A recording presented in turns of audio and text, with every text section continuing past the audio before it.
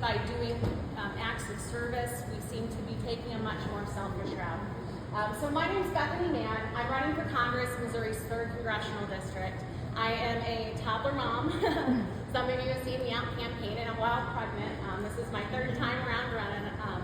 And I am an environmental scientist. I live out in St. Peters, but I'm originally from Forestell. I was homeschooled. My dad was an Air Force veteran. My mom was an evangelical who homeschooled us.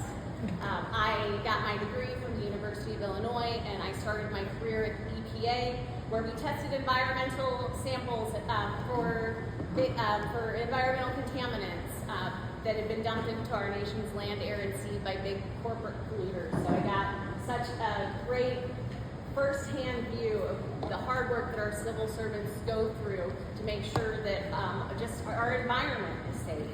And so I'm running for Congress because I believe that Missouri can and should be a leader when it comes to important issues that strengthen families and build up the middle class. I believe that our water should be clean and free of environmental contaminants like lead and forever chemicals.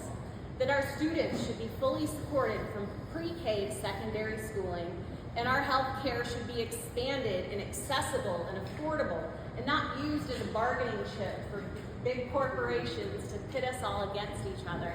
And so those are some of my core values and why I am running.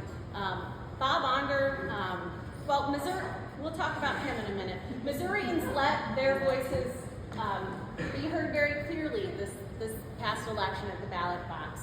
We voted for an increase in minimum wage, for 1 hour of paid sick leave for every 30 hours worked. We voted to make sure that the government stays out of our private health care decisions and gets politicians out of our doctors' offices. But instead, the Missouri Missouri lawmakers opposed the will of the people and went to pass bills to overturn both of those initiatives. And, you know, it's our representatives' jobs to listen to their constituents, and the fact that they are so cowardly that they will not show up to meet their own constituents to defend their harmful policies shows you what kind of leaders that they are. They really are no more effective than the cardboard cutouts I saw 2 nights ago. They won't answer your phone calls, they won't return your emails. Oh, well, they'll put you on their campaign email list.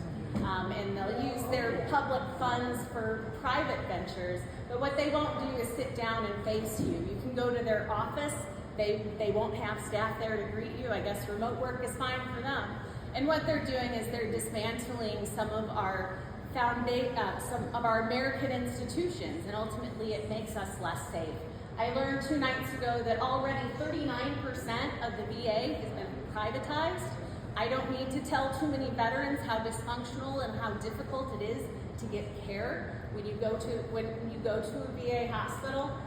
Cuts to funding for the suicide prevention line, for example, mean that our LGBTQ youth aren't getting the support that they need, and those who are dealing with mental health issues aren't able to get the support that they want either. The cuts to our agricultural programs in the nonprofit sector that make sure that we get the vaccines that we need are leading us into very scary and dangerous times. I learned 2 nights ago that right now in Missouri, we have a measles epidemic. We have over 1,000 cases at the moment, and in Missouri. They reported that last night. And the folks who are tracking the cases, they are all out of a job on July the 1st. The feds have also fired the reporters who were keeping track of the cases of bird flu. These policy choices are going to cause harm. So make sure that you are checking in with your neighbors and that you are taking steps to prepare and be safe. We have all seen the radicalization and the division caused by a lot of online interactions, and we need to make sure that we're using our phone to call our legislators to hold them accountable, but then we need to put them down and knock on our neighbor's door to make sure that they're okay. Because especially the most vulnerable right now are going to be the highest at risk. So we must do whatever we can to protect each other.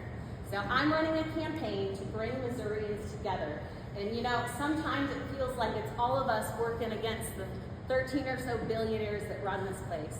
But I believe that people power will beat big money every single time. And the one thing that makes America great are not bureaucrats or big corporations or the big tax bailouts. It's the people here. And I have an amazing amount of faith in what I see here tonight. I was with you, Steve, when we came to some of these early meetings where we had 5 or 6 people. To see 18 members and a big crowd here, this is really exciting. Cole County just had over 200 people meet last night.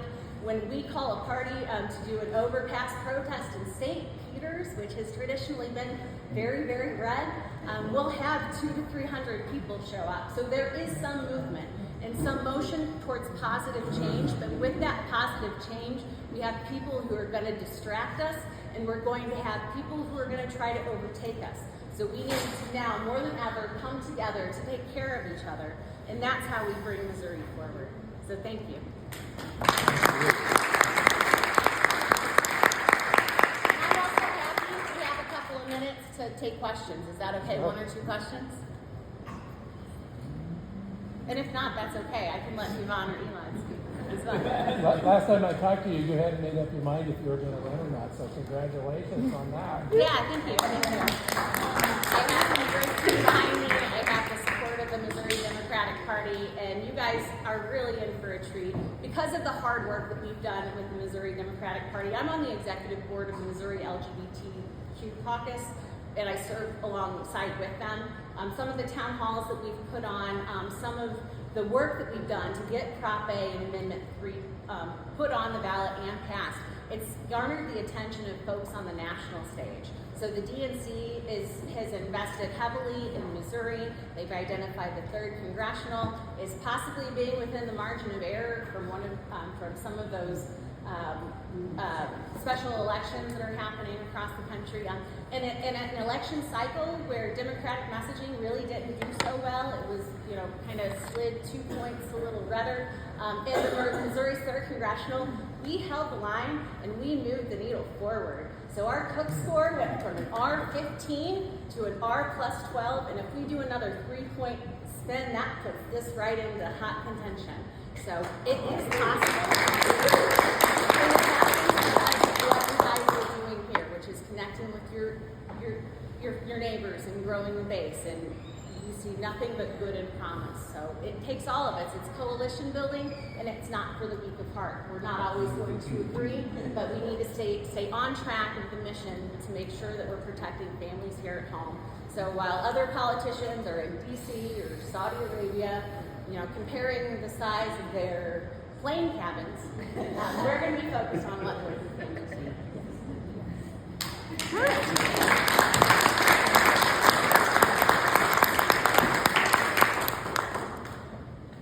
Bob Onder called me the other day. He did? Yeah. You really did? Yeah. And he What said, did he say? yeah, he said he was having an open house. He invited me to push a button on my phone, and I would be right there with him. Yeah. And I said, if I said anything, he'd probably turn me into the FBI, so I declined his invitation. Yeah. We got to keep you out of jail, Steve. Yeah. Now he really has some audacity. In fact, the day that the Missouri legislature overturned Prop A Amendment 3, Bob Onder announced at 5:16 p.m.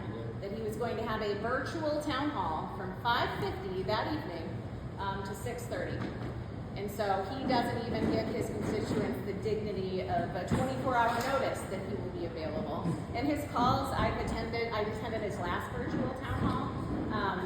They're heavily scripted, very moderated. Even his own supporters, when they don't agree with him, they end the call. So it's not the type of transparency that you would and should expect from your representatives. And I think Missouri deserves a lot better.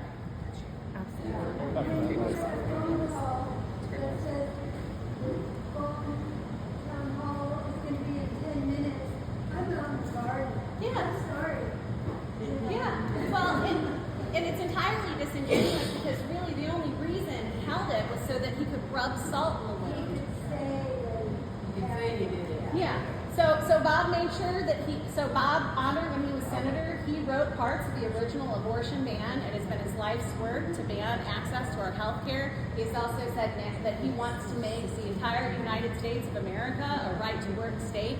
The new budget that was just passed by Congress makes sure that federal workers, unless they contribute more money into their pensions, they are now right-to-work employees. There's a lot of noxious stuff that he's doing on purpose, and that town hall was designed to insult you. I was insulted as his constituent. He won't give me the dignity of a town hall or a debate or any kind of public forum, and we deserve better than that. So that's where I'm at. Thank you. Thank you.